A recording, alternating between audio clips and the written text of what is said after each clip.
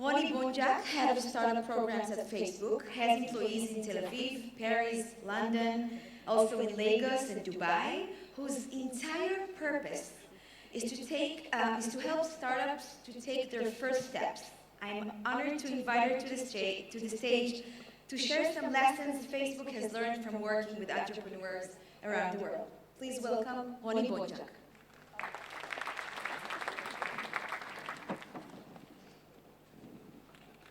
Hello, everyone.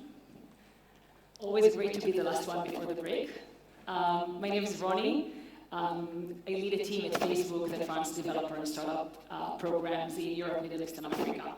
My team and I work with startup and developer communities.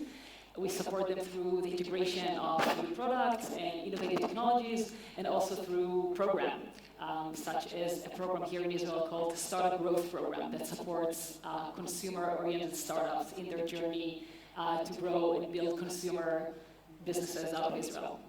And in the last couple of years, my team and I had a chance to work with thousands of startups around the world. So I'm here today. Better now? Works now? Cool. In the last couple of years, we met thousands of startups around the world.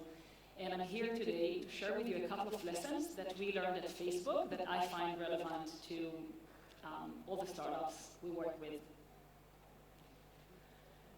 So if you had a chance to visit one of our offices around the world, you probably noticed posters on the walls. Well, we build our company culture through sayings, and we express those sayings in posters that we print and post in our offices. Well, I think for us Israelis, when we go into such an office with such sayings on the wall, we tend to be pretty cynical and think that these are fluffy cliches. But I do find myself many times standing in front of those posters, thinking about a few values that stand behind them and thinking how I wish I had done some of these better in my own startup days. So let's talk about 5 of these posters and 5 lessons behind them. Entrepreneurship is hard, and as a general rule of thumb, only do it if you're obsessive about something and cannot sleep until it's built. I often meet entrepreneurs that set out to build a business without necessarily finding a problem and focusing on solving it, which for me feels pretty backwards. One of the common traps is glamorization of entrepreneurship. You know, everyone in Israel is a founder. I want to be a founder too. I want to build my own unicorn. But entrepreneurship is hard. The days are long, the risks are high, success is not guaranteed. It's like an emotional roller coaster, so make sure you're committed to that point of obsession. Take time to research and really understand the problem so you know why this problem even exists. And then focus on solving it. Find a solution that brings the highest impact and just focus on that. It is so tempting to build a product that solves everything, it does everything. But if you're able to really focus on the problem and find the focused solution, this is only how you're able to know if you built something that people really need and like.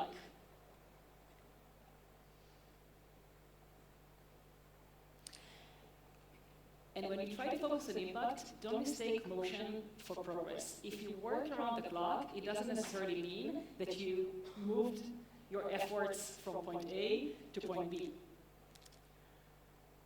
Yes, when you build a startup, you have to go really fast. And many people confuse that with just doing many things on the same time.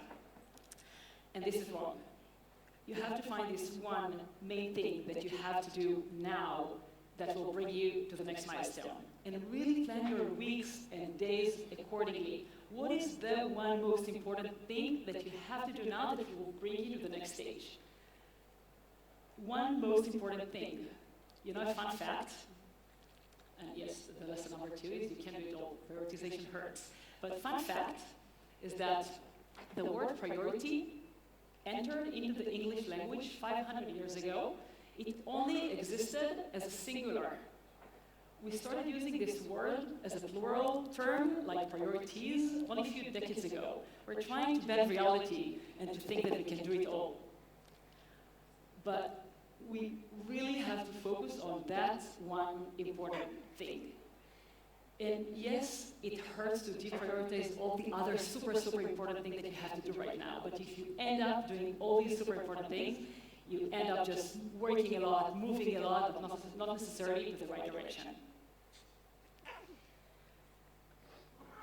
People over pixels. So your team is the one most important thing that you do. It's one of those things that you really have to prioritize, and this is the foundation for everything you build. Sometimes in the early days of a startup, you may be, especially if it's your first time, you maybe want to hire a couple of friends or hire people that maybe can work for almost no salary. You might aim too low, and sometimes you pay a much higher price. But if you really want to build a solution, and you really want to validate your hypothesis and then build a company around it, you need the right people. And the right people are ones that can do everything that you cannot do yourself, and that can quickly build teams under them when your company grows. Mark Zuckerberg says, I only hire someone to work directly for me if I would work for that person. So you really want to surround yourself with superstars.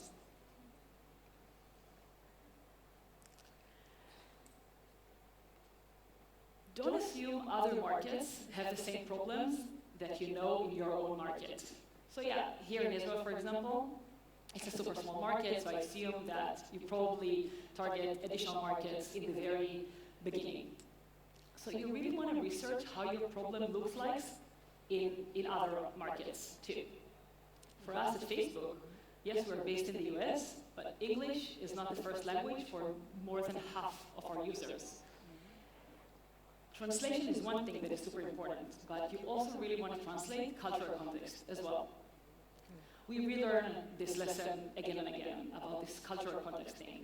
One of our recent examples are that we launched recently an option to turn a Facebook account into a memorial page for someone who died. And this is a super emotional and sensitive process.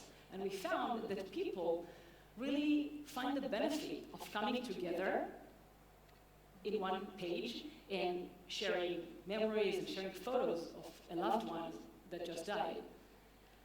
But also we learned, as part of the research, that people do not memorialize in the same way around the world. And one interesting example was in Indonesia, that apparently, based on the religion, a person's soul might be kept from entering heaven if photos of that person still exist. And it's our responsibility to design a process that really takes all these legitimate requirements into account. So we want to make sure that our product is relevant everywhere. And this is an example for a cultural context, but also you have to make sure that it's relevant in terms of regulation, policy aspects that are maybe really specific to your industry, and everything that affects the way your problem behaves in each one of those markets. And last one of my favorites. At Facebook, we acknowledge the importance of failing at projects, given how failure can oftentimes be more valuable than success in the learning process. And the key factor here is learning. How much has your failure affected your ability to execute better and bring your impact in the future? Another important factor here is actually building a culture in which failure is okay, as long as you learn. And at Facebook, we set our goals as 50-50. So we plan our years in halves, and every half we plan 50-50 goals, which means that we go into a half knowing that if we reached all the goals, we probably did not stretch ourselves far enough. So we know that we go into this half that we will probably hit only 50% of the goals that we set at the beginning of the half. And we do celebrate failure. We invite people to share with their teams failure stories, and as long as they can extract learning, this is success. To recap, building a startup is hard, but with the right problem to solve, a prioritized focus on impact, the right team, a global mindset, and acceptance of failure, you can really make it work. And before lunch, one last tip. These posters that we have on our walls are actual values that really drive our company.